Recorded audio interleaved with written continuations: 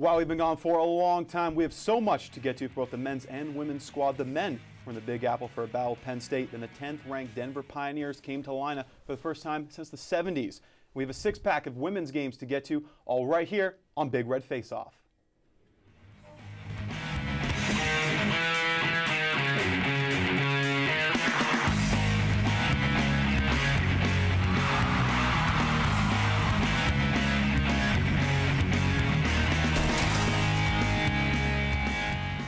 Hello and welcome to the show. I'm Will LeBlanc. I had a mustache for Movember, then I shaved it, but let me tell you, it resembled an adult entertainer from the Jimmy Carter era.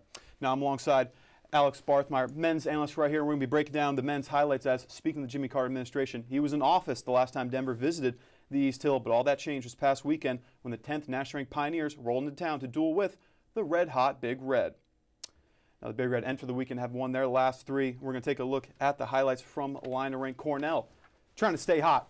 Right here, Joachim Ryan in the lineup. First time since the opening game against Nebraska Omaha. That's when he got hurt with an apparent hand injury. Right here, Christian Hilbert picks it up far side. That's where he likes to go. Low blocker, Alex. You're not going to get much easier than that. You'll see here on the replay, the Denver forward just falls over, tried to get a little too fancy, bails out. Watch him. He gives the puck right to Hilbert. Here's the mistake. Falls over, tries to slide it back. Hilbert says thank you. One push forward with the skates.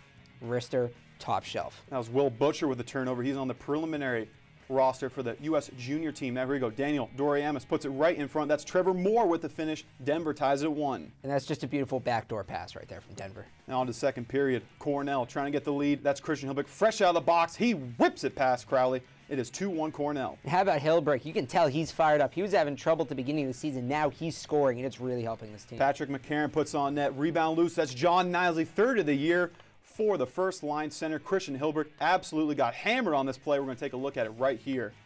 And he told us after the game, he got up and he saw the goal, gave him a little bit of an energy boost. He said if that doesn't go in, he maybe doesn't get up. So 3-1 Cornell. Nisley with the goal. He had 2 against Penn State. We'll get to that highlight later. Nisley very pumped up about it. Zajac rips a shot, loose in front. Jansen backhander, but an easy stop for Mitch Gillum. Now Jansen again fights through. That one goes just wide. Still loose in front. Another shot right there, but Gillum grabs the loose puck, so he keeps it 3-1 Denver deep in the zone once again, trying to get on the board. Big one-time blast. That one blocked by Bardreau. Another chance. Flip it over, and a big-time stop by Mitch Gillum. Puck goes out and over the top, and then Reese Wilcox, a great play right there, gets to Eric Freschke. And you're talking about Gillum earlier, something that got lost in a great night from Christian Hilbert. Gillum played an outstanding game against one of the best offensive teams in the nation. He came out strong, and then, of course, here again, the empty netter, big for Cornell. They put up big offensive numbers against a strong offensive team. A great game there from the Big Red. 4 in a row for them right there. They keep on rolling with a 4-1 victory. The Big Red take game 1 as Christian Hilbert's performance was just too much to handle for the Pioneers. The junior chipped in with 3 points while Mitch Gillum continued his dominance as his performance put him at second in the country in save percentage at .951. Here is Cornell coach Mike Schaefer after the game. So I was pretty happy with, it was a solid job for us, but, the real testament of our hockey team has to be tomorrow night and how we respond to, to winning tonight and playing a solid game. But we need to come back, we need to be physical, we need to continue to do the things that I thought that kind of got us going late first or throughout the second period. And then obviously when we got the third goal, we were able to kind of sit back, probably sat back too much and turned some pucks over and paid the price for it, but it was a good effort. It's like as soon as you get the monkey off your back, you feel what it's like to score goals, and it's no longer a foreign feeling to you, and then the floodgates open, and hopefully they keep coming in. And tomorrow night's a bigger game than tonight was. Tonight won't mean anything if we don't win tomorrow, so focused on tomorrow. As Hilbert said, Friday would not mean anything unless they can win on Saturday, and the Big Red had the chance to do just that, but the 10th-ranked Pioneers had not been swept all season long, and Coach Jim Montgomery has never been swept on the road during his short tenure at Denver. This is his second season. So we'll go back to Lina Rink for the highlights right now. The Saturday matchup, Denver and Cornell. The Big Red trying to get on the board early. It would be crucial as Denver had great starts to both of these games. That's pregame right there. Hayden Stewart, the freshman, gets the start. John McCarron, or that's Nisley works his way to the zone. McCarron shot, big blocker from Tanner Gillette, the freshman, also getting the start for Denver. Backhand right there, gobble up once again, battle the freshman goaltenders as that's Hayden Stewart making the stop, and away we go to the second period. That's when Denver get on the board. clock winding down on the power play. Eventually thrown right in front. That's La Raza. Easy tap in 1-0 Denver. And you see Hayden Stewart get way out front there. He dives, and that's something as a young goalie, a freshman, he'll learn that sometimes on these rushes he's got to stay back and trust his defenseman. You see him getting a little eager there out of the crease. Heinen, Plant, then La Raza to the finish. Another 3-on-1 right here. Less than a minute later, Denver. That's Jacobson with the easy finish. Cornell down 2-0 already to Denver. Almost the same goal. You see Stewart get caught cheating again. Look at him. He's outside of the crease, shuffling his feet a little bit, gets caught off balance. Can't get back across to make the save. A nice shot there from Larkin Jacobson just to fit that one in the hole. Now Butcher shot, another save there. That's Hayden Stewart. Here comes Patrick McCarron trying to get Cornell back into it. Throws in the middle. Joachim Ryan shot, just squeaks through, but Joel Lowry, he makes sure he pokes it home. 2-1. Lowry, the senior, they've been looking for him to have a big year this year. That's his 4th goal of the season. Big numbers from him down the road would really mean a lot to this team as they start to enter conference play. Cornell back in it, third period now. Joachim Ryan gets a pass right there, moves over to Barjo. Big one time, but a block by Didier. So it remains 2-1. Now here comes La Raza. Another shot stopped by Hayden Stewart. Patrick McCarron trying to clear here, held in, and eventually going to be finished off there by Doremus. So Denver gets the 3-1 lead. Tough play right there for Cornell on the empty net goal. Just missed skating. We saw it hurt Denver in the first game. Here it hurts Cornell in the second game. So the Pioneers shut down the Big Red to deny a 5-game winning streak. Tanner Gillette, the freshman, was the #1 star in this one as a freshman backup, led Denver in this one. Hayden Stewart, also freshman, continued his solid campaign in the losing effort. Once again, here is Mike Schaefer. Yeah, I mean, it was obviously different than last night's game. Last night we did such a tremendous job of getting above them and being patient. And tonight, we couldn't carry that game. I thought they played well, and we couldn't carry our game plan back to back with taking guys away and being above guys. And their second goal was a classic example of that, where we stepped up a D and stepped up another guy, and we didn't get above. And you do that against a good transitional team. They're going to make you pay, which they did tonight. I know they had the good skilled defensemen, and I think we punished them and made life difficult for them last night. I think we didn't do that as great as a job tonight as we did of that last night.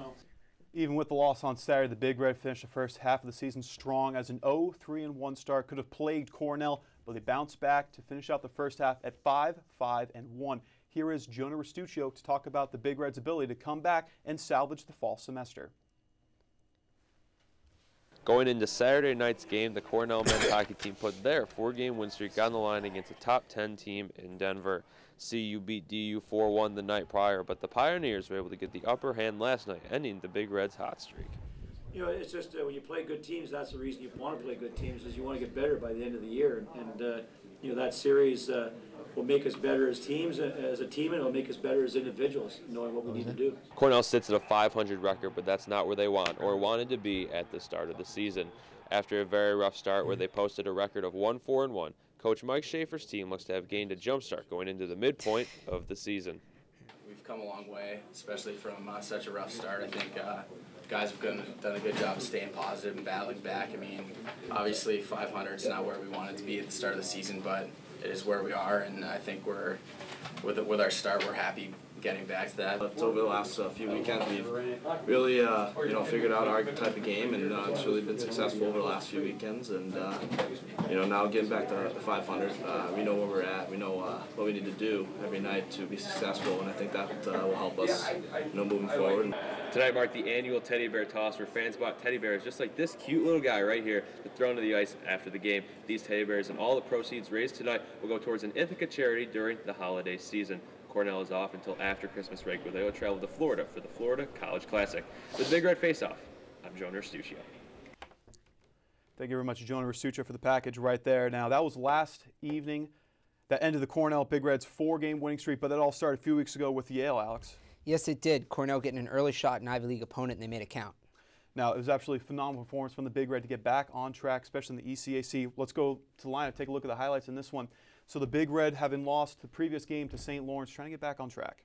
Yes, they are, and it would take a big offensive effort from some key players who weren't really giving their offensive best early in the season. So Mitch Gillen gets start once again for the Cornell Big Red first period now. Jeff Kubiak, quick wrister. That one stopped by Alex Lyon. Rebound loose. Yates trying to bust that one in, but he could not get there. A few minutes later on the power play. It's eventually going to square it to John Hayden right here at the top of the slot. Big shot. past the blocker side of Gillum, 1-0 Yale. And the power play for Cornell has been strong this year, a rare miss for them on the penalty kill. Lead wouldn't stand for too long. Jake Widener moves over to Wilcox. Big-time bomb from the junior. Pipe and in past the glove side of Lyon. And he was winding up for that. He was ready for about 4 or 5 seconds. Watch the stick up in the air. He was calling for that puck for a while. Lines it up and just slams it past the goalie. Lyon might not have seen that one way too well. Big John McCarron right in his way. He loves that spot right between the face-off dots. So moving on now. Later in the first, we're going to see Mitch Gillum. Highlight reel, capability. Here comes the glove stop. Big-time flash. Big stop from Mitch Gillum. Move on to the second period now. Wilcox, another good chance on the power play. That one gets through, but Lyon makes the stop. Rebound loose. Yale will clear. And that could have been a big moment in the game. Now, it was a battle of the goalies. Mitch Gillum makes another glove stop right there. He's been solid all year long. That was on Tommy Fallon. Now 3-on-1 for Yale. Wilcox get the stick right there. Beautiful play and eventually able to clear the zone. So Cornell trying to get back on the board right here. That's Ryan Bliss. The freshman just gets through. Yates selling like he got the goal, but it would stay with Ryan Bliss. And perhaps the tip there in front, but overall great positioning by the freshman. Going to the third now. Obachowski off the skate of Mitch Gillum and in. We're tied at 2. The defenseman really went in and got his own dump right there to make a great play. And that's a tough one for Gillum. It all got very close to him very fast. He may have lost track of the puck. And you look at the big celebration from Yale. Cornell will not have any of it. Widener's shot could not get through. Barjo gets a loose pass. Great feed to Hilbrick. He loves going low blocker side. That's the goal to make it 3-2 Cornell. And we talked about Christian Hilbrick had his trouble at the beginning of the year, but it's all coming together nicely for him now. So the Big Red get the W over the ECAC opponent Yale. So the power play of the Big Red gets the job done as they convert on a couple opportunities to help the Big Red notch a 3-2 victory in this one. Christian Hilbrick had the game-winning goal. It was his first tie of the season. And once again, Mitch Gillum was rock solid for Cornell. He has been the Big Red's most consistent player all year long. Once again, here is Mike Schaefer. So I was pretty happy with, it was a solid job for us, but, the real testament of our hockey team has to be tomorrow night and how we respond to, to winning tonight and playing a solid game. But we need to come back. We need to be physical. We need to continue to do the things that I thought that kind of got us going late first or throughout the second period. And then obviously when we got the third goal, we were able to kind of sit back, probably sat back too much, and we turned some pucks over and paid the price for it, but it was a good effort. It's like as soon as you get the monkey off your back, you feel what it's like to score goals, and it's no longer a foreign feeling to you, and then the floodgates open, and hopefully they keep coming in, and tomorrow night's a bigger game than tonight was. Tonight won't mean anything if we don't win tomorrow, so focused on tomorrow. Hilbrick, you had a haircut recently. It was a little puffed out flow a little bit. Definitely different look from him, and he attributed it when they asked him in the press conference what's been different. He said the flow. First He said answer. the haircut did help.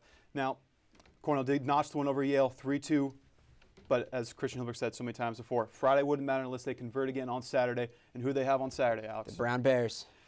The lowly Brown Bears. We'll go to line of rink once again for the highlights. So Cornell trying to complete the 4-point weekend against the Bears, and they had all the momentum in the world to do that, having won over the solid Yale Bulldogs the night before. So the lineup we go for the highlights in this one. That is Hayden Stewart getting the start, the freshman, looking to build on some momentum. Matt Buckles right in his grill, trying to get him pumped up for this one.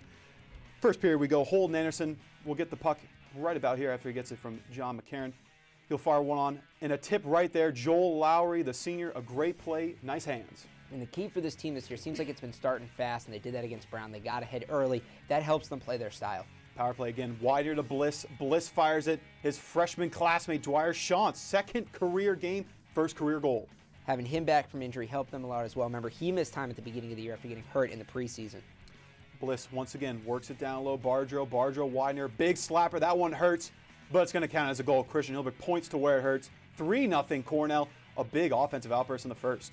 And again, Christian Hilbrick, how many times have we said his name today going through these last 4 games? Second period we go. Cornell trying to extend the lead. Kubiak could not get the job done right there. Cornell once again. Buckles, big shot off the pipe, still loose. They could not convert. Now power play. Cornell had the puck in the zone the entire time. Finally get over to Matt Buckles. Third power play goal of the year. That's around the top nation's best.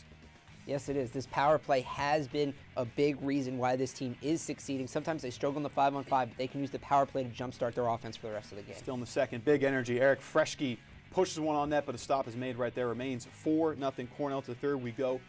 And tonight was all about Hayden Stewart. He makes a stop right there, grabs the loose puck, Hayden Stewart, absolutely phenomenal in this one. Number 31, the freshman for the Cornell Big Red. One last shot right here. He would make the stop with the pad right there. So Hayden Stewart, a phenomenal performance for the Big Red. Yes, it was. And hey, Cornell's got 2 hot goalies right now, and that's never a problem if you want to be a successful hockey team. So the Big Red cruise in this one. 3 first-period goals for Cornell was just too much for the Bears as Brown continues their struggles, while the Big Red complete the weekend sweep. Hayden Stewart notches his first career shutout, the first freshman shutout since Ben Scrivens did it way back in 2006. He's now with the Edmonton Oilers. So we've already covered 4 games. We still have a while to go as the men were in New York City just a couple weekends ago. We'll talk about that with our men's analyst. And we will also, or we haven't gotten to the women. They've played 6 games since our last broadcast, and we have coverage from all of those right here on Big Red Faceoff. Be sure to check us out on social media. We'll leave more coverage on Facebook and Twitter, including more coverage from the Frozen Apple game at Madison Square Garden. We'll be right here. You are watching Big Red Faceoff.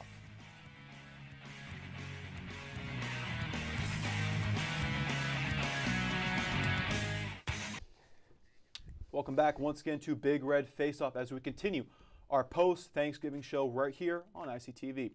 Now, every year the Cornell men's team make their way to the big city as they play their annual game at Madison Square Garden on the even years. They call it the Frozen Apple. As the last time they played the event, it was the Michigan Wolverines in town. This time, the Penn State Nittany Lions. A little Big Ten flavor for the Big Red. Now, just the 3rd year of having a varsity program for the Penn State Nittany Lions, just the 2nd year playing in the Big Ten. We might as well look at the highlights from this one. That's a great fade, and wow, phenomenal. Here we go. Big Red with the different graphics right here, watching on MSG. First period we go. Cornell picking up the physicality. Matty Diaz, big hit right there. John Nisley, he wants a piece. He knocks him down right there. Cornell off and running early on, but it wouldn't continue the whole time. Here comes Penn State. Taylor Holmstrom around the outside, throws it in front. David Goodwin gets the finish, 1-0 Nittany Lions. And these teams played physical all game. You're playing on an NHL rink, they played physical like NHL players. Later on the first, Jacob McDonald, we're going to take a look at this one right here again. Goodwin got to the dirty area right there. Phenomenal finish over the top of Gillum. Nothing Mitch could really do about that one. Penn State takes the 1-0 lead in this one. Now Cornell trying to get back into this one. Jacob McDonald with the bomb. That one is stopped by Scoff. Remains 1-0 heading to the second. Penn State 5-minute power play after a Nisley interference call. Mitch Gillum makes the big stop right there. Loose puck cleared away. So Cornell able to, or I guess Mitch Gillum able to keep this one at 1-0. Now Penn State trying to get back into this one. McCarron trying to throw some out to the point. He eventually gets it to Bardreau. Shot stopped right there by Scoff. And he holds on to the loose rebound. Just a few minutes later, John Nisley into the zone, throws that one on. That one stopped. Rebound comes free again. McCarron works to the point. Thrown on net, and Nisley with the tip. A beauty. 1-1, Cornell and Penn State. And Cornell did a great job in this one of getting in front of the net and creating commotion. A second period ends right there. We see some big-time fighting right there. That's John McCarron getting into it. Battle of the captains. Patrick Cooties mixed up with him. Third period we go now. McCarron gets the loose puck. 3-on-1. Patience. He holds. Gets to Lowry. Beautiful finish. It's a beautiful backdoor feed for Cornell. Like you mentioned, he held that puck just long enough to create the passing lane through the Penn State defense. Penn State trying to get back to this one. They would push on Mitch Gillum quite a bit right here, but the sophomore would be up to the task. He covers that loose puck right there. One of his 37 stops on the night right there. Now 3-on-2. Cornell trying to get the empty netter. Joel Lauer works over to John Nisley. Who else to give it to? That's his second of the game, second of the year. He gets his little slash right there, but Nisley very pumped up. Cornell gets the win. Big time celly right there from Nisley, and another good Big Apple game for Cornell. John Nisley is the man for Cornell and NYC as his 2 goals lead the way for Cornell. John McCarron and Joel Lowry both played pivotal roles in the offensive attack as well for the Big Red. And the Big Red continue their solid defensive play as Mitch Gillum was spectacular to keep his goals against average very, very low. Here are the coaches post-game. Well, I thought we had some pretty darn good chances too. I mean, it was a little more, you want to say wide open. It's not that it was wide open. It was, there's a few more bounces that went an offensive way, let's put it that way, on both sides of the puck. I thought we had probably some of our best opportunities in the third, but obviously, there's one puck turned over high, and then our defenseman fell. If either of those things didn't happen, I thought we were playing a fairly good period up to that point. Knowing guys from coaching at Princeton, they love to force pucks to net. That's part of their strategy, part of their philosophy. Is a lot of pucks to the net, and that's why Mitch started tonight. Hayden had a shutout in his last game, but Mitch is much better right now at controlling rebounds, and That's why we went with him throughout the course of the evening, and he did a good job of that tonight of not giving second opportunities around the net. So it was amazing. Anytime you get to play in Madison Square Garden is a real treat, especially for the young guys who haven't been down here, and we're lucky enough to have one game here every year. So it's definitely a memorable experience. If you just didn't shave that morning, he had a little bit there. He had a bit of a Seth Green look. Well, it's very late in November. I mean, it was still mustache November. You got to have it. Telling me, no shave November. I had a picture of myself with the mustache on Twitter. They didn't put it there for whatever reason. I don't know why. Anyways, we're here with Alex Barth, once again, our men's analyst, talking nothing but men's hockey. Now, Cornell's playing well right now. What's been the biggest contributing factor to their success? Oh, it's been Mitch Gillum. We talked at the beginning of the year. How's this team going to replace Andy Isles? Mitch Gillum comes out 95 save percentage, second in the nation. Great on the penalty kill. He's had some clutch saves as well. Does a great job when the stuff gets tough in front of him. When the lane gets clogged, he's able to make those intense saves. He has been huge for this team this year. Now, junior Christian Hilbrick's been on a tear recently. We saw him on Friday night against Denver. How big is it getting that scoring depth from the second line? Oh, it's huge because he's such an energy guy. You see when he scores the way the team reacts. He's also big, 6'7", tallest player in the NCAA. When he's playing well, teams have to adjust their game plan to adjust for that size and speed that Hilbrick brings with his scoring ability. And when you throw teams off like that, you make them make unexpected adjustments. It's a lot easier for everybody else on the ice to do what they want to do. Now, Joachim Ryan returned this past weekend from injury, had a hand injury. How big is his presence helping this Cornell lineup? Well, we saw when he was on the ice the other night against Denver. It's much easier for Cornell to facilitate and move the puck. He helps them control at that blue line and defensively as well. He is a top 4 defenseman on this team for a reason, but the facilitation of the puck up top is why he is going to make a huge difference now that he's back. Now, 4 wins for Cornell since our last show. Which one of those was most impressive in your mind? I would have to say the one over Denver, just because that's a top 10 team, and you embarrassed them in Cornell. They really did. It shows that they can hang with the elite teams in this league, and obviously you're going to have to do that if you want to make a run at a national title. Now, Cornell goes into the month break with finals and all that coming up. The Ivy League schools, they always get that. How tough is it going to be to maintain the momentum when they come back to Florida and play Lake Superior State? You know what, this could help because Joachim Ryan's still not totally healthy. They got a couple other guys who are banged up. They can get healthy, get rested. We've seen this team get progressively better as players return. They'll bring back a couple more guys, and they'll be a lot healthier. So that, if anything, should help them a bit of a break here. Thank you very much, Alex Barth, for joining us this afternoon. Now that we've gotten to all the men's action, it's time to shift our focus to the women, as just last evening, they're in the North Country for a crucial battle with nationally ranked Clarkson, as a win for the Big Red would be huge for their confidence moving forward in conference play. And the women not only beat the Golden Knights, but they rocked the defending national champions. Jess Brown, the Cleveland, Ohio native, had a monster game for the Big Red. Her hat trick led the way for Cornell in their blowout victory. The win moved the women to 4-2 in the conference as they continue to make the climb following a slow start to the season. The trip will continue on Saturday night with St. Lawrence heading up there. And the women continue their momentum on Saturday night as Jillian Saulnier had a big game for the Big Red. Emily Fulton also chipped in with a goal and an assist. Paula Voorhees, 29 stops for the Big Red. They complete the weekend sweep over their North Country ECAC opponents. The win brings Cornell their overall record back to 500 to end the fall semester as the Big Red go into the month-long break before they return to action. And moving back a few weeks ago, the Big Red welcomed Colgate into town for a rare Tuesday night matchup in the ECAC as Cornell was looking to get some momentum going before they made the long trip to Minnesota for a weekend set with the Duluth Bulldogs. And Cornell was able to notch a victory against their nearby rivals. Jill Saulnier had a couple of helpers in the effort, while Emily Fulton had an assist on the first goal, then snagged the empty net goal to add to her total, which sealed the deal for the East Hillers with just 3 seconds to play. Paula Voorhees was solid in the cage. She made 21 stops on the evening.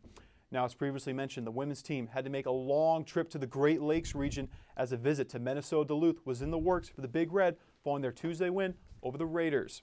This was the first time the two programs had met since the 2010 NCAA championship game, which was played at the University of Minnesota. And Cornell gets crushed in the Friday night contest as a 9th-ranked Bulldogs just too much for the Big Red.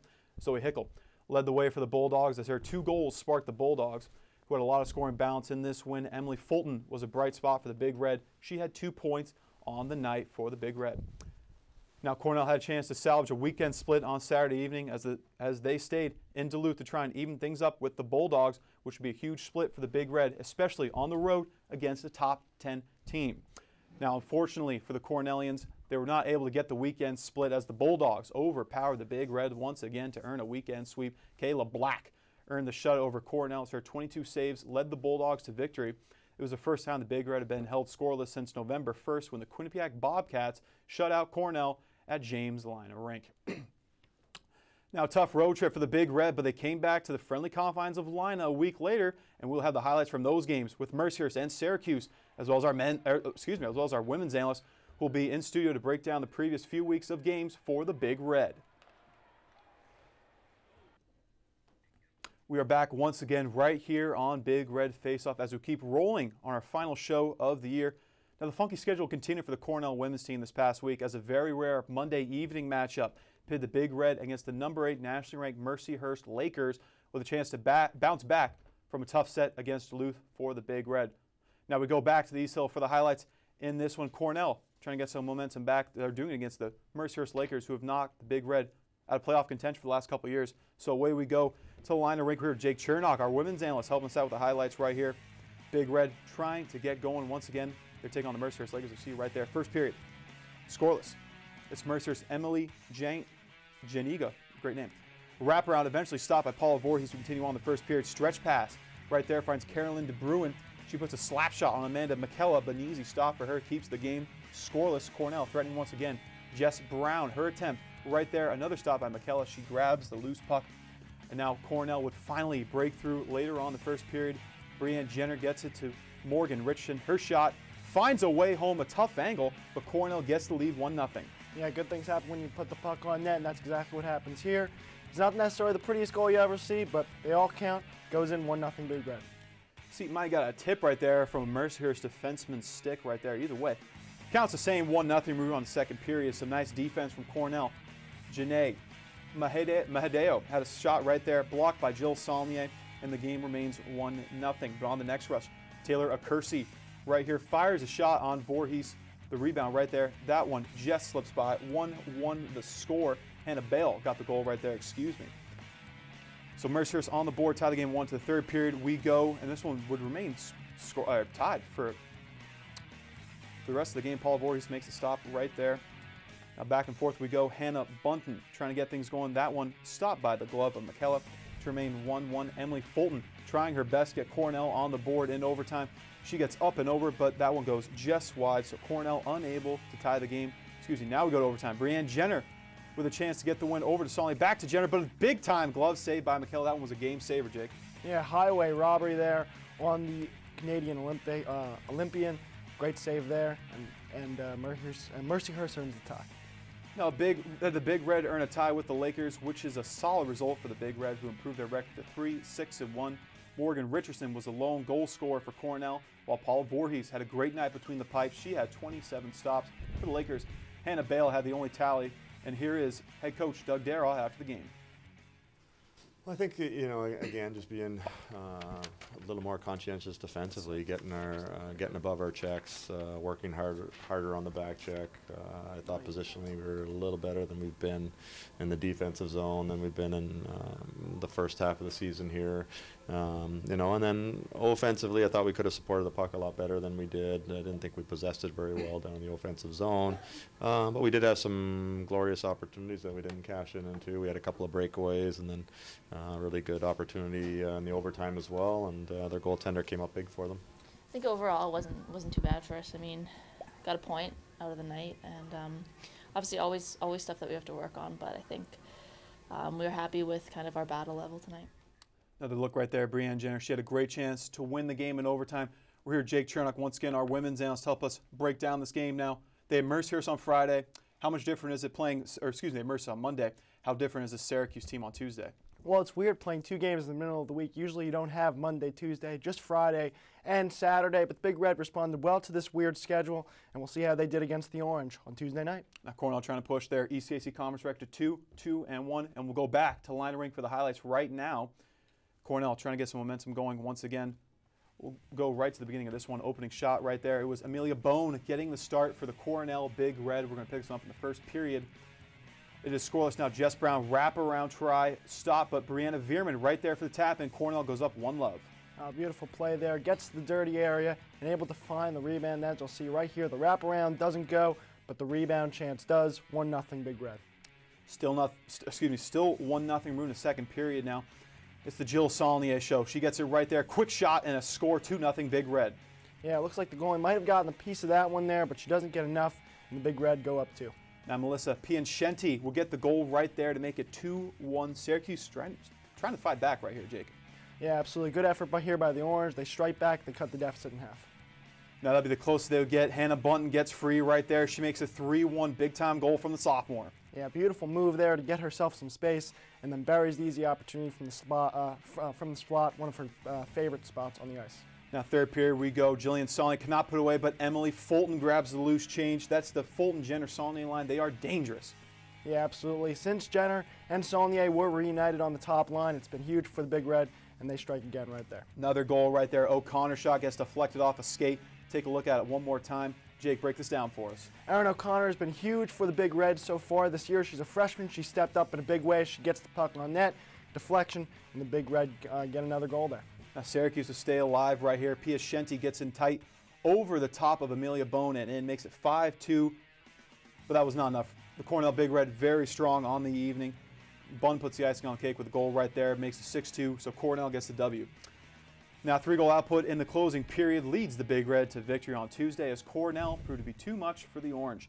Hannah Bunton's 2 goals were instrumental for the Big Red's success in this one. Freshman Amelia Bone got the start in net for Cornell. She made 22 stops to earn her first collegiate victory. Now again, here is Doug Darrell after the game. Yeah, it's better. You know, there's still pockets in the game where I'd still like to see a little better. I felt like when we got up, we got a little bit sloppy, and you know, a few players decided they were going to go more on the offensive side of things, and then we gave up that one goal. And so,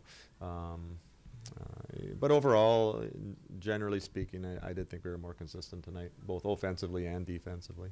I thought the team came out really strong tonight, defensively and offensively. We were 100% there and ready to play. Even when we got up a couple goals, we didn't stop working, getting to the tough corners and just like pounding out. The work ethic kept up. I mean, it's always huge to get a win at home. It's a big game. Out-of-conference games are really important this year, so just getting the win at home was huge for us and getting the ball rolling going into this weekend. A successful week for the women's team, as previously mentioned. They have now evened up their overall record to 6-6-1 with 3 straight wins to wrap up the semester.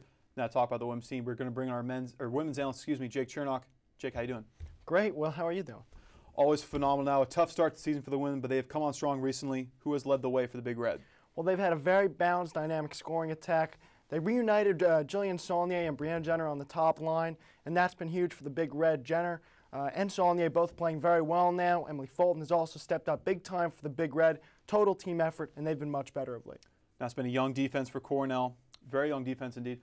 Which newcomer to that defensive core has been the most impressive in your mind?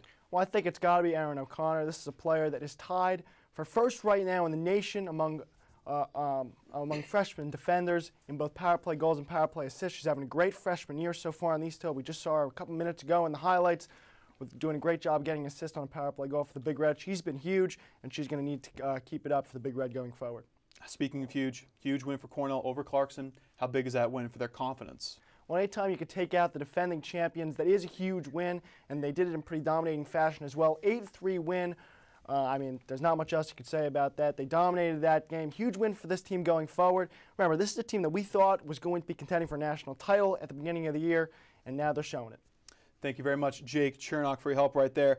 And we're almost home on Big Red Faceoffs. We'll have our top 5 plays of the past few weeks, the first semester really. We'll also introduce our men's player of the week along with our women's player of the week, as there's plenty going on around the conference right now, as we will bring in our ECAC analyst, Alec Krubin, to do that.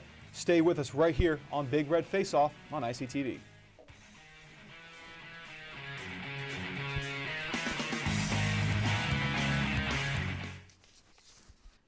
We are just about ready to wrap up our post-Thanksgiving edition of Big Red Faceoff, but we still have some action to get to. Now, there were tons of games over the past few weeks and this first fall semester, so it's difficult to narrow down the top 5 plays from this fall semester, but we're able to do just that, as here are the top 5 plays from the previous few weeks of Cornell action. We'll lead off with the women playing against Mercyhurst. It would be Amanda McKella making the great glove save, Saulnier to Jenner. Big time glove stop by McKella to keep that one tied. That's how we'll finish. We'll look at it one more time. Great feed from Sonley to Jenner. One would think it'd be a finish right there, but a big time stop to keep that game tied at 1. Now we go number 4. John McCarron getting in deep, 3-on-1, big patience, moves over to Joel Lowry, big time finish. Cornell will get the win over Penn State at MSG. We're going to take a look at it one more time. McCarron knocks down defender right there, holds some more, over to Lowry, great finish. That'll make it 2-1 Cornell. They would eventually win that one by a 3-1 score. Now we're going to go back a little while for play number 3, which is Cornell and Clarkson. Joel Lowry gets around Tansey right there, trying to make a play, gets over Summers, and eventually right there to Eric Freschke. He puts it home. An overtime, shorthanded, game-winning goal for the sophomore Freschke. Take a look at it one more time. From the low angle, Joel Lowry leading the 2-on-1. He makes his way around Summers, the diving Summers, works over to Freschke. Easy finish over the top of Steve Perry. So Cornell, with their first win on the year over Clarkson, at number 2. This is Mitch Gilman. When we saw earlier, big time glove stop. That's Gilly Goose making the big time glove save. He would help Cornell get the win over Yale. We see it squirt loose right there.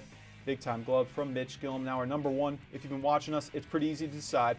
Jill Sonate, great play right there, eventually gets the finish. Phenomenal individual effort. That would help in the win over Brown. We got to take a look at it one more time. Outside, inside, outside once again. Absolutely phenomenal finish from Jillian Saulnier. She gets our number 1 play of the semester. Now there was a lot of conference action in those highlights as both the men and women have gotten themselves back in the hunt for the ECAC title. We'll now take a look at those standings as we will lead off with the men's side. The Harvard Crimson have been red hot to start the season, including a victory over the number 1 ranked Boston University Terriers this past week. They are 9-1-2 overall.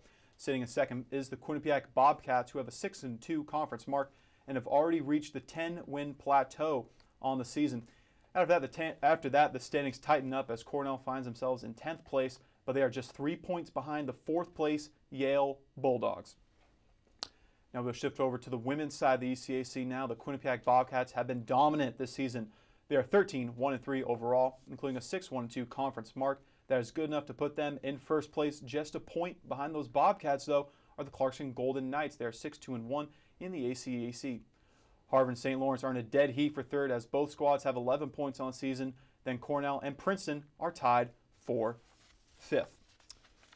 Now to discuss both the men's and women's side of the ECAC conference, we bring in our ECAC analyst, Allie Crewman. Allie, how are you? I'm great. How are you, Will? Phenomenal as always. I'm insulted you ask. Now, leading off with you, we have some questions for you right here. Let's start with the men. Is Harvard the conference favorite following that big week they had? I definitely do think so. They're ranked number 9 in the NCAA, number 1 in the ECAC, and they're on a 6-game winning streak, which, like you said, Will, does include big out-of-conference games against Boston University and UMass Lowell. They have 1 game left in the 2014 calendar year against RPI, so I do think that's going to be an easy win for them, and they're going to continue that winning streak going to 2015. Now, Cornell sits way back in the standings, 10th place, as I mentioned previously. Is that ground they can make up? They definitely can. Going into the 2015 calendar year, like I said, they have the rest of their schedule is all ECAC matchups. So they do have plenty of opportunities to climb their leaderboard, but Cornell just needs to take them to their advantage. Now, switch to the women's side. How good is this Quinnipiac team for the women? They are very good. They have remained in the top 2 spots, going back and forth with Clarkson the entire season. They are currently ranked number 1 in the ECAC, and their biggest competition, like I said, is definitely Clarkson, but I think they're going to give the reigning national champions a run for their money. Now, thank you very much, Allie, for joining us on this edition of Big Red Face-Off. Just before we pack it in for the day, we need to award our Players of the Week for both the men's and women's teams, as both squads had some good results in this previous week. Now, a pretty easy choice for the Player of the Week for the men's team, as Christian Hilbrick was dominant on Friday night to help Cornell to the win against the 10th-ranked Pioneers. He had 3 points on Friday, which brought his season total to 6, which is good enough for second amongst the team's scoring leaders. He sits just 2 points behind Joel Lowry. Once again, the men's Player of the Week, Christian Hilbrick.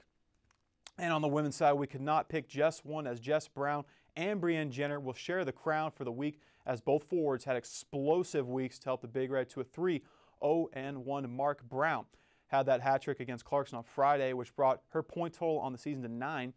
And Jenner continued her dominance this past week as she brought her point total to 17 after the games, with just 11 games played by the senior forward. Once again, our women's Players of the Week, Jess Brown and Brienne Jenner. Thank you very much for tuning in to Big Red Face-Off. This is our last show of the year, but we will return in 2015 as both of the Cornell hockey teams look to continue to make up ground in the ECAC as the playoffs start to creep closer. For all of us at Big Red Faceoff, we'd like to thank you for your support and have a great rest of your day.